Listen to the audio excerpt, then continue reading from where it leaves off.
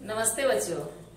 पिछले एपिसोड में हमने सूक्ष्म जीवों के बारे में देखा था कि सूक्ष्म जीवों को 4 मुख्य वर्गों में बांटा गया था। आज उसी कड़ी को आगे बढ़ाते हुए अभी जिस समस्या से हम जूझ रहे हैं कोरोना वायरस, उसके बारे में जानकारी प्राप्त करेंगे। तो ये जो कोरोना की बीमारी है जिसको हम कोविड-19 बोलते हैं, वह चीन के वुहान शहर से शुरू हुआ था और 31 दिसंबर 2019 को ही इसकी पहचान की गई थी। इसीलिए इसका नाम दिया गया कोविड-19 यानी कोरोना वायरस 19। इसका जो कोरोना का पूरा शरीर है वह वसा और प्रोटीन से बना हुआ है और इसीलिए जब हम अपने हाथों को साबुन से धोते हैं तब क्या होता है, यह पूरी तरह हट जाता है। तो हमें कोरोना से बचाव करने के लिए क्या करना है कि हमें बार बार अपने हाथों को साबुन से धोना है। यहाँ जहाँ पानी उपलब्ध ना हो वहां पर सैनिटाइजर का प्रयोग करना है। साथ ही साथ हमें क्या लगाना है, मास्क लगाना बहुत जरूरी है। मास्क लगा करके हम अपने को और दूसरे को बचा सकते हैं। जब आवश्यकता हो तभी हम घर से बाहर निकलें, अन्यथा घर में ही रह करके पढ़ाई करें। तो हमारी पढ़ाई बाधित ना हो इसलिए हमने ऑनलाइन क्लास शुरू किया है। तो कोशिश करें कि सभी बच्चे ध्यान पूर्वक देखें और बताई गई बातों को अपने कॉपी पर नोट करें। कहीं समस्या हो तो उसे पूछें। तो पिछले एपिसोड में हमने क्या बताया था वीडियो में कि कोरोना का कोई भी दवा अभी निकला नहीं है। तो उसके लिए हमको क्या करना है, हमारे शरीर में ही उसका उपाय है। हमको अपना शरीर की इम्यूनिटी सिस्टम को मजबूत करना है। उसके लिए हमने बहुत सारे उपाय सुझाए थे। लहसुन का प्रयोग करें, अदरक का प्रयोग करें, लौंग का प्रयोग करें, काली मिर्च का प्रयोग करें, तुलसी पत्ता का प्रयोग करें, उसका काढ़ा बनाकर पिए। तो क्या होगा, हमारा शरीर अंदर से मजबूत हो जाएगा और यह वायरस को मारने में सक्षम होगा। तो आगे हम देख रहे हैं कि अभी सभी जगह पर कोविड का वैक्सीन लगाया जा रहा है। तो हमको ये समझना होगा कि ये वैक्सीन क्या है। वैक्सीन क्या करेगा, हमारे शरीर को कोरोना वायरस से लड़ने के लिए ताकत प्रदान करेगा। यह उसकी दवाई नहीं है। ये नहीं समझना है कि हम वैक्सीन ले लेंगे तो कोरोना वायरस का खतरा नहीं रहेगा। नहीं, ये जो वैक्सीन है क्या करेगा, जब कोरोना वायरस अटैक करेगा हम पर तब उसको बाहर हटाने में मदद करेगा, हम पर बहुत ज्यादा हावी नहीं होगा। जैसे जो व्यक्ति वैक्सीन नहीं लिया है और वो कोरोना बीमारी से ग्रसित होता है तो उसमें बहुत ज्यादा उसके बॉडी का इफेक्ट पड़ेगा। लेकिन जब हम वैक्सीन लेंगे तो हमारे अंदर में प्रतिरक्षी क्षमता एंटीबॉडी उत्पन्न होगा और वो एंटीबॉडी क्या करेगा, उस वायरस को मार भगाएगा। तो हम आज के टॉपिक में सबसे पहला टॉपिक लिए हैं टीकाकरण या वैक्सीनेशन। तो टीकाकरण या वैक्सीनेशन क्या है, सबसे पहले हमको ये जानना जरूरी होगा। तो टीकाकरण यानी वैक्सीनेशन में हम मृत सूक्ष्म जीव को अपने शरीर में इंजेक्शन के द्वारा प्रविष्ट कराते हैं और जब वो मृत सूक्ष्म जीव हमारे शरीर में प्रविष्ट करता है तो उस रोग के प्रति प्रतिरोधी क्षमता हमारे शरीर में उत्पन्न होती है। तो जैसे ही मृत सूक्ष्म जीव हमारे शरीर में प्रवेश किया तो एंटीबॉडीज बनना शुरू होता है। जैसे अभी कहा गया कि कोरोना वैक्सीन अगर हम लेते हैं, जो अभी हमारे ओरमांझी क्षेत्र में कोविशील्ड चल रहा है, तो कोविशील्ड नाम का जो वैक्सीन है उसको लेने के बाद में हमारे शरीर में 15 दिन के अंदर में एंटीबॉडी बनना शुरू हो जाएगा और एंटीबॉडी बनने के बाद हम कोरोना वायरस से कुछ हद तक अपने आप को बचा सकते हैं। तो वैक्सीन लेने के बाद में किसी किसी व्यक्ति में बुखार के लक्षण भी होते हैं, किसी को सिर दर्द होता सकता है या उल्टी हो सकती है। तो ये सब माइनर साइड इफेक्ट है, उससे डरना नहीं है और जो वैक्सीन लेना है उसको खुशी खुशी लेना है। तो टीकाकरण में हमने क्या देखा, मृत सूक्ष्म जीव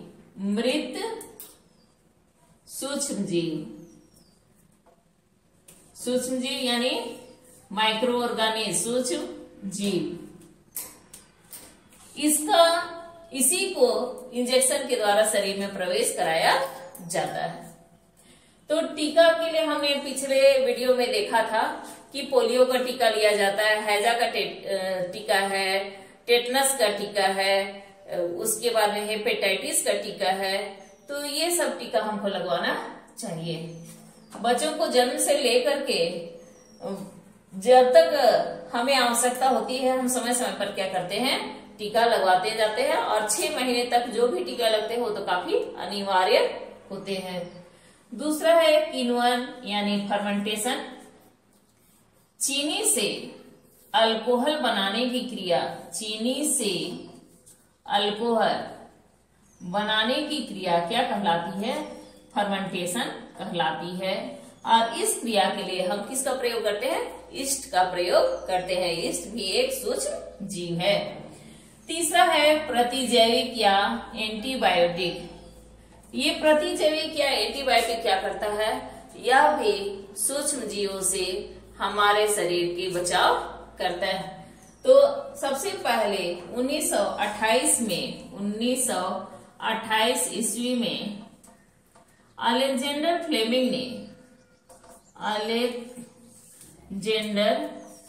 फ्लेमिंग ने एंटीबायोटिक की खोज की थी और उसका नाम था पेनिसिलिन।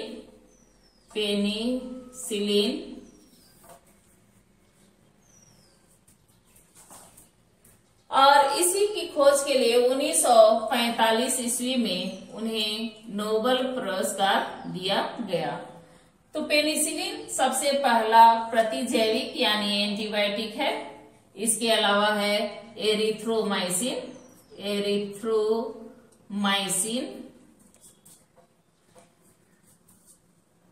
टेट्रासाइक्लिन,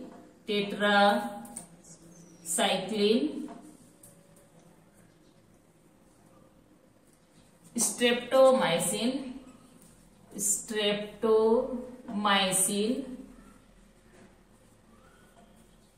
ये सब एंटीबायोटिक यानी प्रतिजैविक हैं। और एंटीबायोटिक की हमें डॉक्टर की सलाह से ही लेनी चाहिए और जितना मात्रा डॉक्टर बोलता है उतना मात्रा इसका कंप्लीट करना चाहिए।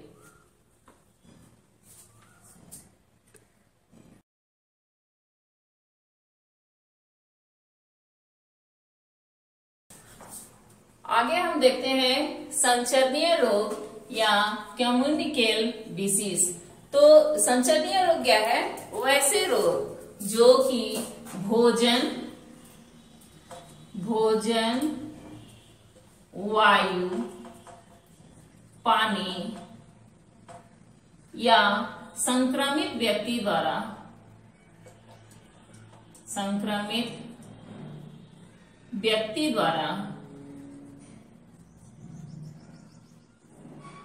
स्वस्थ व्यक्ति में क्या होता है, फैलता है।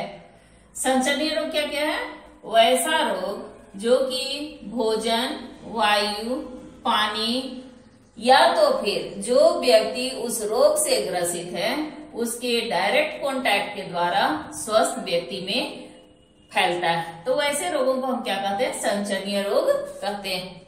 जैसे कि हैजा, टाइफाइड और अभी सबसे साक्षात में है क्या, कोविड या कोरोना। कोई व्यक्ति अगर कोरोना पॉजिटिव है और हम उसके संपर्क में आते हैं बिना मास्क लगाए तो वह व्यक्ति हमको क्या करता है, हमें भी कोरोना बीमारी से संक्रमित कर देता है। सिंपल सर्दी खांसी है, अगर एक व्यक्ति छींकता है तो उसके छींकने या खांसने से बहुत सारे जीवाणु विषाणु हवा में क्या हो जाते हैं, फैल जाते हैं और वे स्वस्थ व्यक्ति में चले जाते हैं। तो इस तरह से जो रोग है वो एक व्यक्ति से दूसरे व्यक्ति में बहुत तेजी से फैल जाता है। दूसरा है रोगवाहक। रोगवाहक इसको हम बोलेंगे कि कुछ वैसे सूक्ष्म जीव हैं कीट हैं जिसके द्वारा ये रोग फैलते हैं। जैसे घरेलू मक्खी,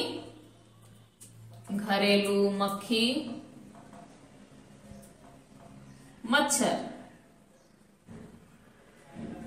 तो घरेलू मक्खी जिसको हाउस फ्लाई बोलते हैं और मच्छर, ये क्या करते हैं, संक्रमित व्यक्ति से स्वस्थ व्यक्ति में रोग को फैलाने का काम करते हैं। इसके अलावा भी कुछ कीट भी हैं जो कि रोग को फैलाते हैं।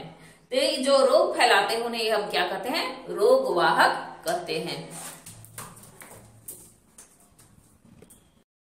आगे हम देखेंगे कि सूक्ष्म जीवों से हम अपने खाद्य पदार्थों को किस प्रकार दूषित होने से बचाएं। तो खाद्य पदार्थों को दूषित होने से बचाने की जो प्रक्रिया है वह क्या कहलाती है, खाद्य परिरक्षण कहलाती है। और हम अपने खाद्य पदार्थों को बहुत तरीके से परिरक्षित कर सकते हैं या बचा सकते हैं। सबसे पहला है नमक द्वारा परिरक्षण। नमक द्वारा जब हम अचार बनाते हैं तब उसमें हम क्या डालते हैं, नमक डालते हैं। तो नमक क्या करता है, सूक्ष्म जीवों की वृद्धि को रोक देता है। दूसरा है चीनी। ये जो चीनी है वह खाद्य पदार्थों में नमी की मात्रा को कम कर देती है और सूक्ष्म जीवों की वृद्धि को रोक देती है। तो ये दोनों क्या करते हैं, सूक्ष्म जीवों की वृद्धि को रोक करके हमें हमारे खाद्य पदार्थों को खराब होने से बचाते हैं। तीसरा है तेल और सिरका। तेल या सिरका ये क्या करते हैं, सूक्ष्म जीवों को मार देते हैं। क्या करते हैं, ये सूक्ष्म जीवों को मार देते हैं और हमारा खाद्य पदार्थ खराब होने से बच जाता है। इसीलिए इसका प्रयोग किसमें किया जाता है, अचार बनाने में किया जाता है। हम बहुत सारे चीजों का अचार बनाते हैं। क्या क्या का अचार बनाते हैं, आम का अचार हो गया, अमड़ा का अचार हो गया, नींबू का अचार हो गया, कटहल का अचार हो गया, बहुत सारे चीजों का, आंवला का अचार हो गया, हम बनाते हैं। और उसमें तेल या सिरका का प्रयोग करते हैं, विभिन्न प्रकार के मसाले प्रयोग करते हैं, नमक का प्रयोग करते हैं, मसाले। पांचवा है सोडियम बेंजोएट। सोडियम बेंजोएट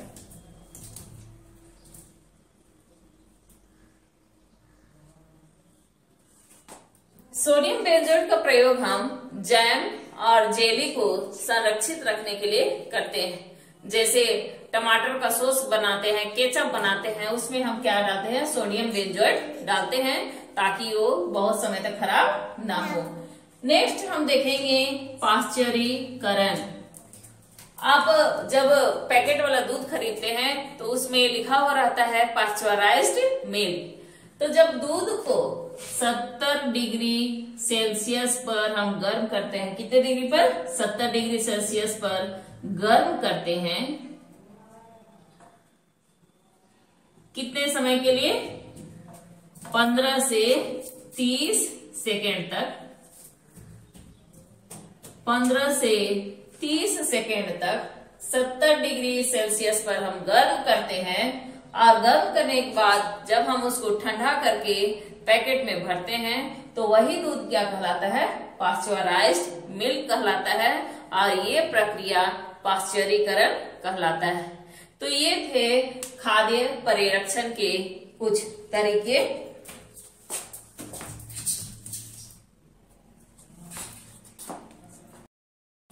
आगे हम देखेंगे पौधों में रोग उत्पन्न करने वाले सूक्ष्म जीव। तो आप देखे होंगे नींबू में कि ब्राउन ब्राउन कलर का, भूरे रंग का स्पॉट दिखता है। सभी में नहीं दिखता है, किसी किसी में दिखता है। तो वो क्यों होता है, नींबू कैंकर के कारण। जैसे ये नींबू है तो इसमें बीच बीच में इस तरह से काले भूरे रंग के धब्बे दिखाई देते हैं। किस वजह से होते हैं, नींबू कैंकर की वजह से होते हैं। और यह जीवाणु के द्वारा होने वाला रोग है। और किससे फैलता है, हवा के माध्यम से फैलता है। दूसरा है गेहूं की रस्ट। आप देखे होंगे गेहूं के जब बीज लगना शुरू होता है, बीज बनना शुरू होता है तो बीजों के जगह में जब हम बालों को खोलेंगे तो काला काला डस्ट दिखाई देता है, एकदम राख की तरह पूरा गहरा काला रंग का रहता है डस्ट। और वो क्या कहलाता है? गेहूं की रस्ट। किसके द्वारा होता है? कवक के द्वारा। और जो भी पौधा प्रभावित है उसको उखाड़ करके क्या करना चाहिए? जला देना चाहिए या जमीन में दबा देना चाहिए। और ये फैलता है वायु एवं पौधे के बीज के द्वारा। तीसरा है भिंडी की पील। आप भिंडी के पत्ते में देखे होंगे पीला पीला धब्बा हो जाता है और बाद में पूरा पत्ता ही पीला होकर के झड़ जाता है। तो किसके द्वारा होता है? ये वायरस के द्वारा होता है और कीटों के द्वारा फैलता है। तो इस तरह से हमने सूक्ष्म जीव अध्याय में बहुत सारी बातों को देखा और समझा। तो कोशिश करना है कि जो इसमें याद करने योग्य बातें हैं उसको हम याद करें, अपनी कॉपी में नोट करें। और इसी कड़ी को कल हम देखेंगे। इसमें जो बाकी बच गया है नाइट्रोजन चक्र, तो कल हम क्या देखेंगे? नाइट्रोजन चक्र। नाइट्रोजन चक्र। तो आज के लिए धन्यवाद। उम्मीद है सभी बच्चों को समझ में आ गया होगा। पुनः एक बार धन्यवाद।